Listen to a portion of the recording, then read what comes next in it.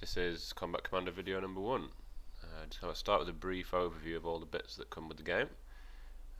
We've got a few on the map at the moment. First of all, we start with the cards. One of the most important bits. It's a card driven game, and you will have a hand of cards, a certain number of cards in your hand that will vary depending on the scenario. They have what they call different postures in Combat Commander, whether you're on the attack, whether you're on the defense, or you're in recon mode, and you will have a different maximum hand size.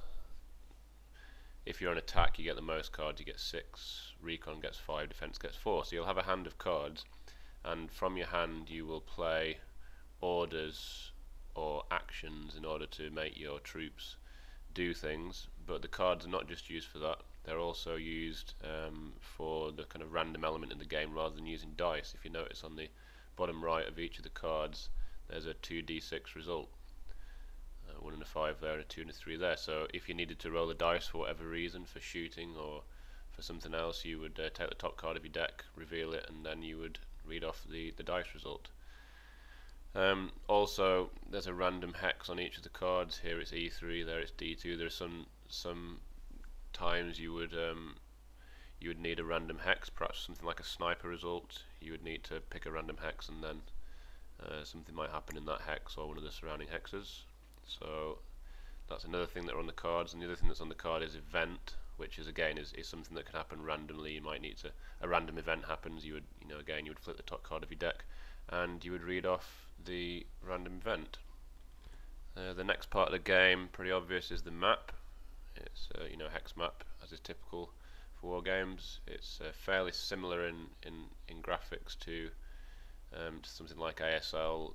It's pretty clear what everything is in each hex. You've got buildings, roads, walls. You've got some hex side terrain like walls, fields, brush, things like that. So that's the terrain's pretty clear on the map. The one thing that I would say is that the hexes are quite a lot bigger than most games similar to this one, which is good. It's not a bad thing.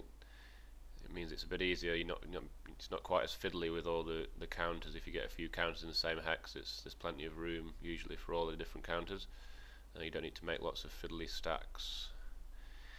The maps do have 5 objectives already written on the map. Those objectives, 1, 2, 3, 4, 5, they're printed onto the map, so they don't ever change. Pardon me. The random thing can be is that when objectives are decided, you draw sort of little objective chits that tells you how much each objective is worth. So it could be that one objective doesn't get any chits drawn for it, it won't be worth anything. It could be that another objective might have more than one chit drawn for it, and it might be worth many victory points, possibly 5 or 6 victory points. So it can be, the objectives can be, the chits can be hidden sometimes, so there can be a certain amount of fog of war, but the locations of the objectives never change. They're printed onto the map. The next thing is the counters. We've got a few counters on the map. Counters in Combat Commander, it's either infantry or guns, or machine guns, things like that. There's no vehicles in Combat Commander. There's 3 different types of your infantry. You've got squads, which have got 4 soldiers on them. You've got teams, which have got 2 soldiers on them, and you've got leaders and heroes, which have got one soldier on them. The numbers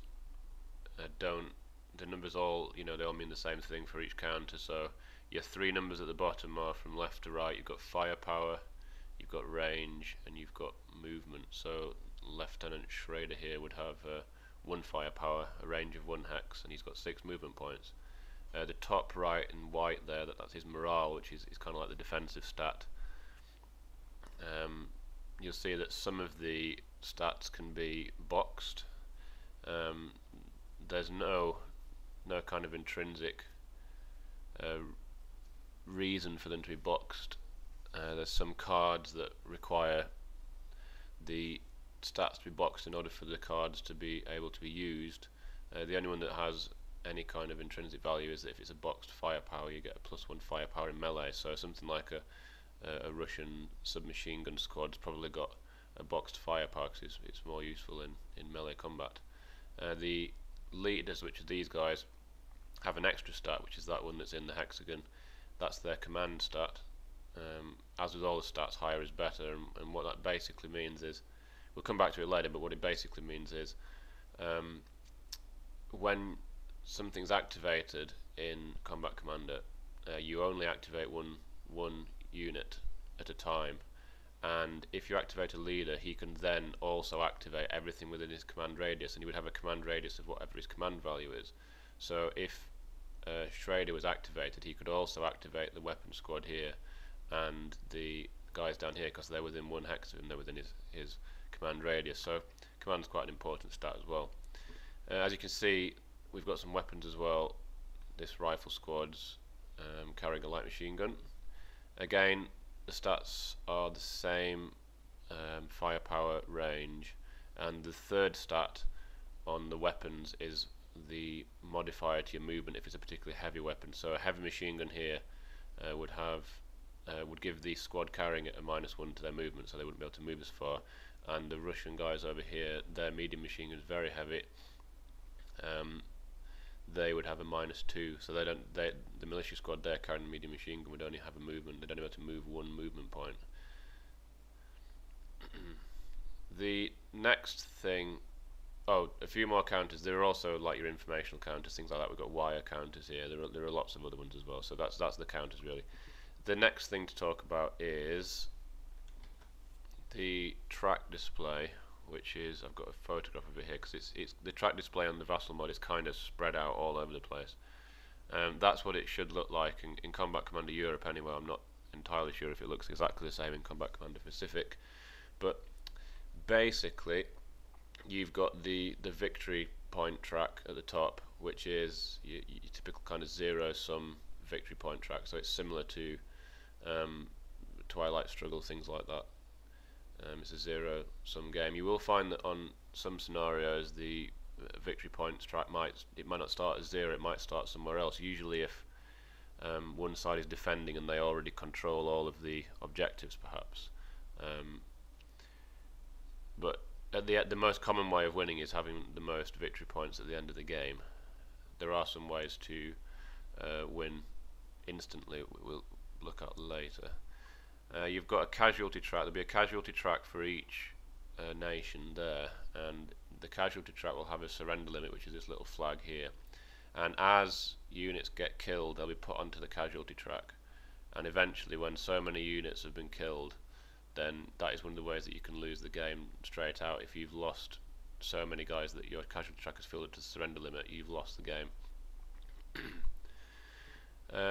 There's also some displays. Most of the ones around here are to help you remember some of the things from the scenario that you're playing without reading the scenario again.